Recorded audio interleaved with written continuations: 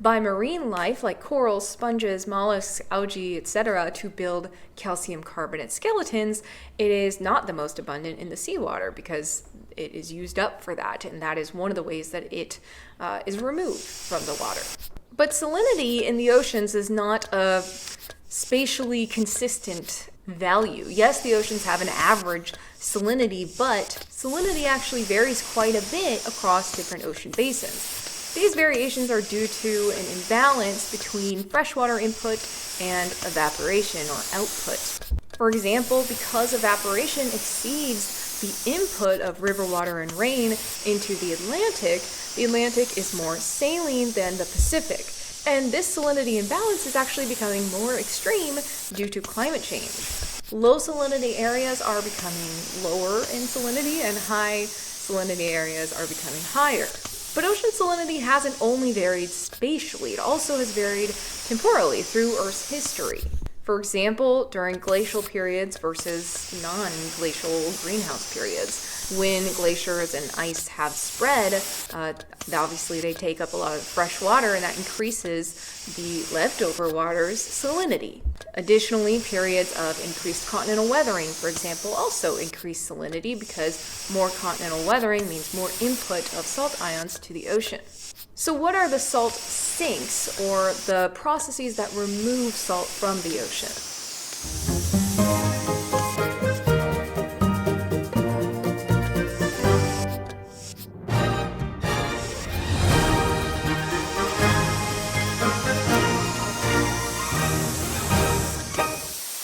You were the first in your family to go to college, but why stop there? With a graduate degree from Walden, you could make a real difference. They're counting on you. So what are you waiting for? It's time. Like I mentioned earlier, the more reactive salt ions can react and precipitate out as minerals. In other words, just form solid minerals. Like, for example, sodium and chlorine ions can react to form sodium chloride or table salt. Another process, though, that is a sink for ocean salts or salt ions is biological uptake. For example, like we mentioned earlier, a lot of corals, mollusks, etc. form skeletons using calcium carbonate. They secrete calcium carbonate. And to do this, they have to take up a lot of ions like calcium and bicarbonate. And the last major process that removes salts from the ocean is adsorption to mineral surfaces or organic particles.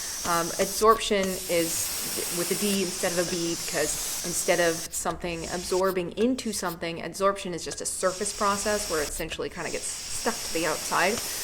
In chemistry, this can vary depending on the exact adsorption process, but essentially it's the surface adsorption of ions to mineral surfaces, which removes them. It kind of leads them to sink to the bottom and get buried with the other sediments, and it removes them from being dissolved in the ocean water column. But rivers are not the only source of salts to the ocean. There is also kind of an internal source of other ions and stuff to the ocean, and that is underwater volcanoes or hydrothermal vents, which occur near mid-ocean ridges where ocean crust is spreading apart and new crust is coming up from the asthenosphere and building on the lithosphere. And at these, divergent plate boundaries, obviously there's a lot of, activity. There's new crust coming up, so there's a lot of volcanic activity that is venting out a lot of ions from the Earth's interior. In fact, 80% of Earth's volcanic activity occurs on the seafloor.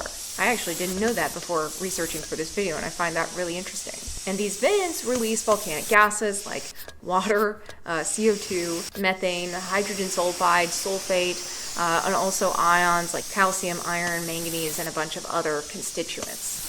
And these ions react with the other ions present in the water, in the seawater, in the surrounding water, which is often a very different composition than the vent fluid.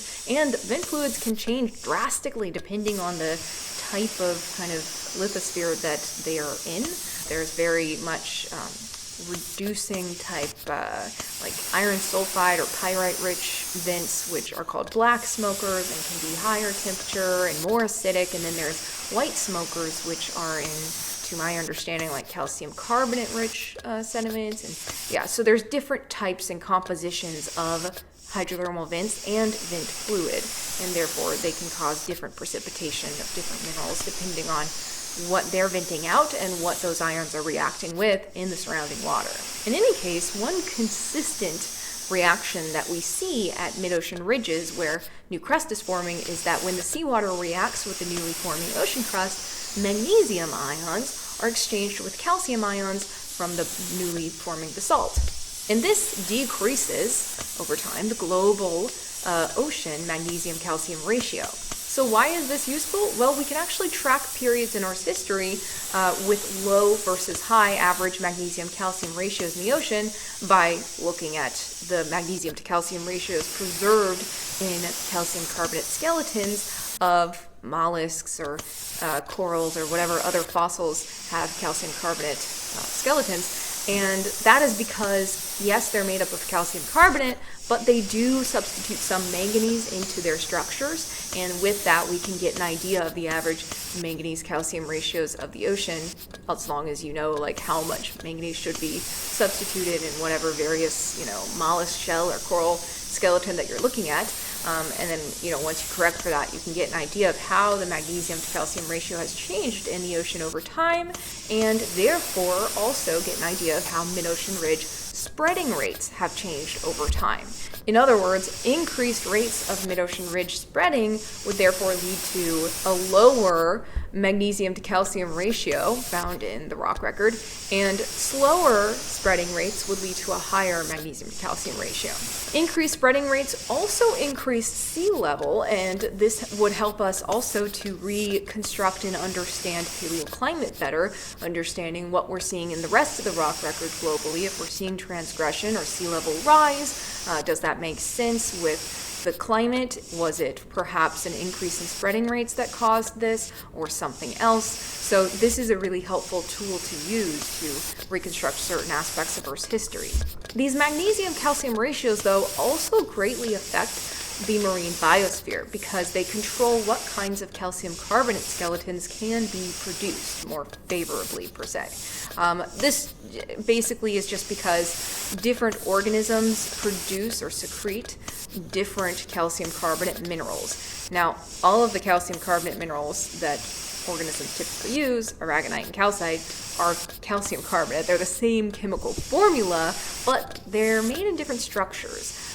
And calcite actually has some variant different structures and compositions. For example, LMC is what we call low magnesium calcite, whereas HMC is high magnesium calcite. And these have slightly different, obviously, magnesium ratios and structures. And there are organisms that more favorably produce one of these types of minerals over the other, and therefore in periods where the magnesium-calcium ratio is low or less than 2, like in times in Earth's history, this favored the production of low magnesium calcite, whereas like in modern day oceans where the magnesium-calcium ratio is high, this favors the production of high magnesium calcite and aragonite, which is obviously favoring different organisms because different organisms produce that stuff. So it greatly affects the marine biosphere, and I talk more about this and how this kind of magnesium-calcium ratio affects marine life in my carbonate chemistry video, something about,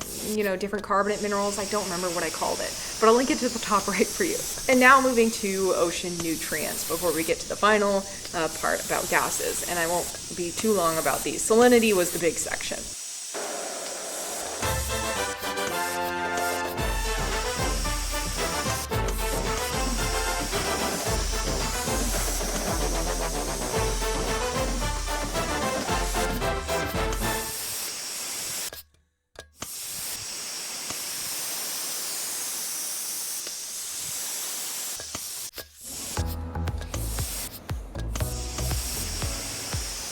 If your moderate to severe Crohn's disease or ulcerative colitis symptoms are stopping you in your tracks, choose Stelara from the start and move toward lasting remission.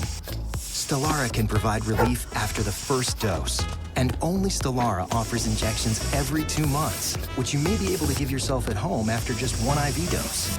So instead of symptoms leaving you stuck with doubt, you can keep going with fewer flare-ups. Stellara may increase your risk of infections, some serious, and cancer. Before treatment, get tested for TB. Tell your doctor if you've had an infection, flu-like symptoms, sores, new skin growths, have had cancer, or if you need a vaccine. PRES, a rare potentially fatal brain condition, may be possible. Some serious allergic reactions and lung inflammation can occur. Feel unstoppable. Ask your doctor how lasting remission can start with Stellara. Janssen can help you explore cost support options. So with nutrients, you've got macronutrients, micronutrients, both of which vary both spatially and temporally in the oceans. These nutrients drive primary productivity or photosynthesis in algal blooms at the ocean's surface, and then, once the algae has kind of worked in these nutrients into, their biomass, then these nutrients cycle through the marine food chain. Some of the organic matter produced will get past, decomposition or use by other organisms and buried in the marine sediments. But most of it will continue to get decomposed and cycled through the marine ecosystems. Primary productivity, though, is actually very variable depending on where in the ocean on Earth we're looking. It's concentrated in coastal regions due to much higher nutrient input from terrestrial sources. Like I mentioned in the previous video about ocean circulation, upwelling is a vertical mixing process in the ocean that brings nutrients from the deep water to the ocean's surface and drives primary productivity. Likewise, downwelling, or the sinking of the surface waters to the deep waters, delivers oxygen to the deep waters, driving organic matter decomposition and cycling. However, upwelling and downwelling, in terms of their strength, in terms of mixing the ocean's surface and deep waters, has changed throughout Earth's history. And one of the things that affects upwelling and downwelling strength is warming and cooling. During periods of global warming, this weakens atmospheric and ocean temperature gradients and thus circulation, since temperature gradient drives pretty much all circulation in the atmospheres and oceans, and this leads to weaker upwelling and downwelling, and this leads to more stratified oceans, in other words, more limited mixing between the surface and deep waters. This ocean stratification leads to ocean anoxia, or the lack of oxygen, especially in the deep oceans that are not getting the downwelling to deliver oxygen to them from the surface waters, and this contributes greatly to the decline of marine animal life, because like terrestrial animals, marine life also needs oxygen. We've seen this many times in Earth's history, like I mentioned in the last video, during the Cretaceous and for a time in the Jurassic, though there was weakened temperature gradients from equator to poles, which led to weakened mixing in the oceans and thus stratification and deep ocean anoxia. And lastly, we will talk about the gases in the ocean, specifically ocean atmospheric gas exchange. Other than those gases that are delivered to the ocean through hydrothermal vents, gases are also added through the exchange of atmospheric gases to the oceans. All the gases that are present in our atmosphere today are also present in the ocean. For example, nitrogen, oxygen, and carbon dioxide. But they differ in their relative abundances due to differences in their solubility and biological requirements. Microbes at the ocean's surface, in algal blooms and whatnot, fix atmospheric nitrogen, in other words, take up atmospheric nitrogen and convert it to other bioavailable nitrogen compounds or compounds that are usable for other life, essentially mixing it into the marine food chain. And they also take up, obviously, carbon dioxide for photosynthesis, and this actually leads to carbon dioxide being the dominant gas in the surface ocean, despite having a relatively low concentration in our atmosphere. For context, the atmosphere contains about 78% nitrogen, 21% oxygen, and about 1% other stuff, and a pretty small amount of that last 1% is carbon dioxide. So it's has a relatively low concentration in the atmosphere, but a very high one at the surface ocean where all this algae is taking it up for primary productivity. And again, this is something that also varies spatially throughout the ocean. Carbon dioxide obviously being more concentrated in those regions where primary productivity is more productive. And through photosynthesis, they produce oxygen, leading to relatively evenly distributed oxygen-rich surface waters. However, this atmospheric ocean gas exchange is leading to carbon dioxide concentrations in the ocean increasing due to those in the atmosphere that are increasing. And this is changing the ocean's pH. This is causing what people call ocean acidification. Now, the ocean is alkaline in its actual pH. It is relatively on the basic side of things. It's not an acid. However, it is acidifying, becoming more acidic, due to the increase in CO2. The more CO2 goes into the ocean, the more it reacts with water and forms carbonic acid, and essentially the more protons are in the ocean. And acidity is essentially just a measure of hydrogen ions or protons. The higher the concentration, the more acidic.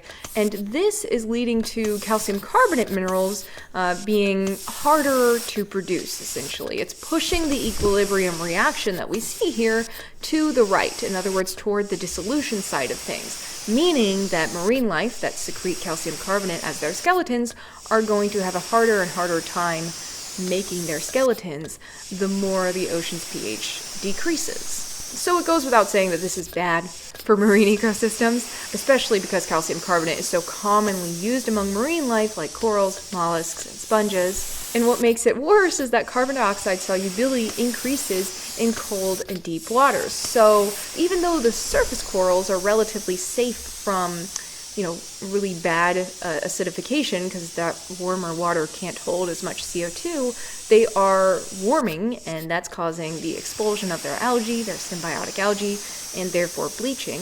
And the deeper corals are exposed to this drastic increase in CO2 levels and decreasing pH, which is dissolving them, essentially. With that, I hope you guys enjoyed learning about the ocean's composition and how it's changed and all of that. I will say there is another video coming about how the ocean's currently changing and like all the ways it's changing and why and what's that going to cause and all this stuff. I think I'm going to make that like a short video, so we'll see. If it's out by now, I'll try to link it up here. If not, go check out my previous one about circulation if you have not yet, because that one and this one kind of go hand in hand. But anyway, like always, my references are linked down below in the description box, and I can't wait to see you guys in the next one. Bye!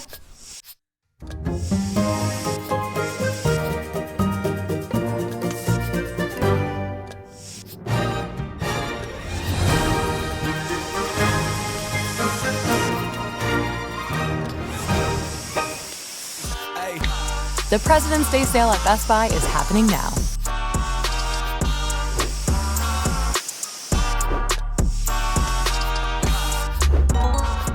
Don't miss out.